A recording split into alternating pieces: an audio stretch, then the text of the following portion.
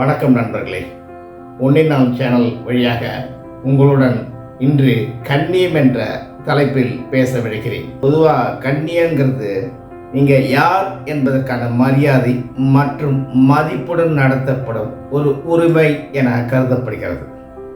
கண்ணியங்கிறது மற்றவர்களை மதிப்பதையும் அவர்களோட நல்ல விதமாக இணைஞ்சு இருக்கிறதையும் தெரிவிக்கிறது.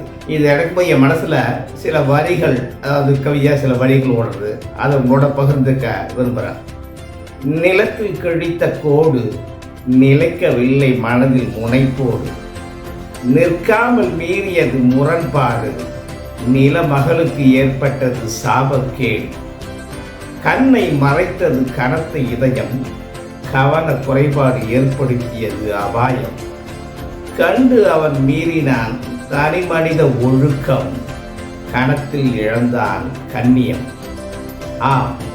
கண்ணியம்ங்கிறது ஒரு நபரின் உள்நோக்கத்தையும் அவரோட நடத்தையும் குறிக்கிறது. இது உடல இந்த ராமாயணத்தில் வர இந்த நிலத்தை கிழிச்ச லட்சுமண கிழிச்ச கூட தாண்டி சீதை போனதுனால ராவன் அவங்க கண்ணியத்தை மீறி அதை சீதையை கவர்ந்து போன ஒரு இதுதான் இந்த கவிதை குறிக்கிறது. அப்புறம் பொதுவாக திறமையை பாராட்டி எல்லாராலும் கொடுக்கப்படும் ஒரு மதிப்பு எடுத்துட்டு நம்ம போகிறது ஒரு கண்ணியம். அது அவங்களுக்கு திருப்பி நம்ம கொடுக்குற ஒரு மரியாதையும் ஆகும். இதுக்கோசரம் நம்ம தேடி போக வேண்டாம், நம்மக்கிட்ட தேடி வர மதிப்பையும் நம்ம ஏற்றுக்கணும். அதை ஒதுக்கிட்டு போகக்கூடாது, அதுவும் ஒரு இது. அப்புறம் ஒரு அவமரியாதையை ஒரு கட்டத்துக்கு மேலே அனுமதிக்காதீங்க. ஏன்னா அந்த வடிவேலு சொல்லுவாங்கல்ல, எவ்வளோ அடித்தாலும் இவன் தாங்குவாங்கிற மாதிரி, என்னதான் நம்ம பொறுத்து போக அவமரியாதை பண்ணுற நமக்கு உண்டான ஒரு இது கண்டித்தில் ஒரு குறைபாடு இது ஏற்படுத்தும். அதனால் அது ஒரு அளவுக்கு மேலே போக அவமானங்கள் தரும் வெகுமானங்கள் அதெல்லாம் வேறு விஷயம். பட் இருந்தாலும் ஒரு கட்டத்துக்கு மேலே இந்த அவமானத்தெல்லாம் புறக்கணிங்கன்னு சண்டை போடணும்னு சொல்லலை. அது பாட்டு உங்களோட கருத்துலேயும் உங்களோட இதையும் அழுத்தமாக போயிட்டே இருந்துங்க. அது நல்ல விதமாக உங்களுக்கு மனசில் போடும்போது, நல்ல விதமாக அது நடக்கும்போது, 4 பேர் கூட சொன்னாலும் அது நல்ல விதம் உங்களுக்குன்னு ஒரு தெரியல, ஒரு ஐடியா இருக்கு இல்லையா, அதில் அப்படியே பயணிச்சுட்டே போங்க. பொதுவாக நீங்கள் வழங்குறதுங்கிறது மற்றவங்களுக்கு கொடுக்கறதுங்கிறது தாராளமாக இருக்கட்டும். அந்த கொடுக்கறதுங்கிறது ஒருத்தருக்கு ஆலோசனை கொடுக்கலாம், இல்லை பொருளாதாரம் அவங்களுக்கு பெருகிறதுக்கு உண்டான வழிவகைகளை கொடுக்கலாம். இன்னும் பல விதத்தில் பல விதமாகவும் எப்படியெல்லாம் ஏற்புடையதை அவங்க விரும்புகிறாங்களோ அதே சமயம் அவங்க மனசு கோணாதபடிக்கு கொடுக்கலாம். அந்த நீங்கள் செஞ்ச அந்த உதவிக்காக அவங்கள்ட்ட ஏதாவது எதிர்பார்க்காதீங்க. அது நல்லா இருக்காது. முடிஞ்சால் அது இல்லாதபடிக்கு நீங்கள் கொடுத்துட்டு போங்க. இதுவும் ஒரு வகை கண்ணியமாக கருதப்படும். உங்கள் இருப்பில் மகிழ்ச்சி உள்ளவரிடமே இருங்கள். அதாவது எப்படின்னா, உங்களை சுற்றி இருக்கவங்களை சுற்றி, அதாவது நேர்மையாக பாசிட்டிவாக இருக்கவங்களோடையே இருங்க.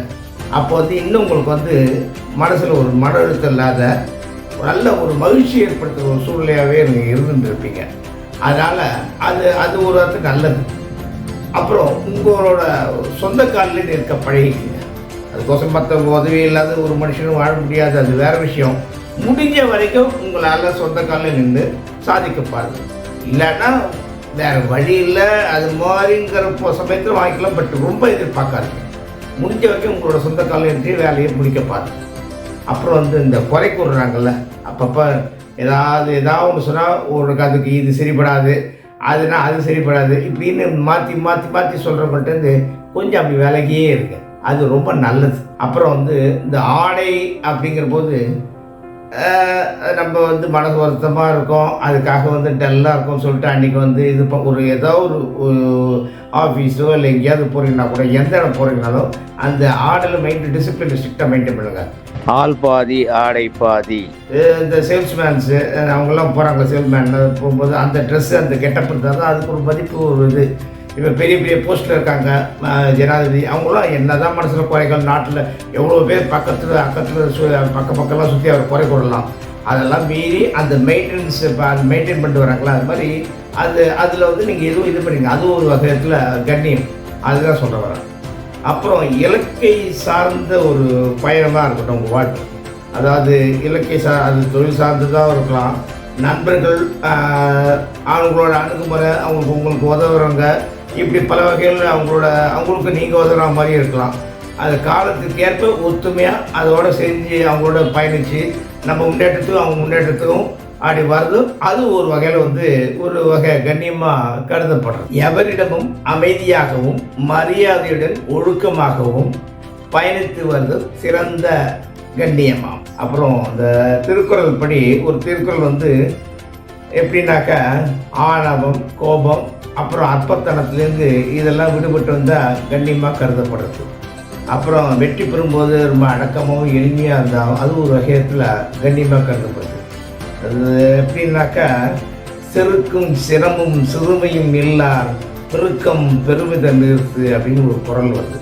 அது இருமார்பு அல்லது திமிரு, ஆத்திரம், அப்புறம் இழிவான நடத்தை இப்படி இல்லாதவர்களுடைய ஒரு செல்வாக்கு தான் உயர்ந்த ஒன்றாக கருதப்படுகிறது. அதனால் இந்த அளவில் உங்கள்கிட்ட கண்ணியத்தை பற்றி கண்ணியமாக பேசி இந்த இதுலேருந்து நான் உங்கள்கிட்ட விடைபெறுகிறேன். நன்றி.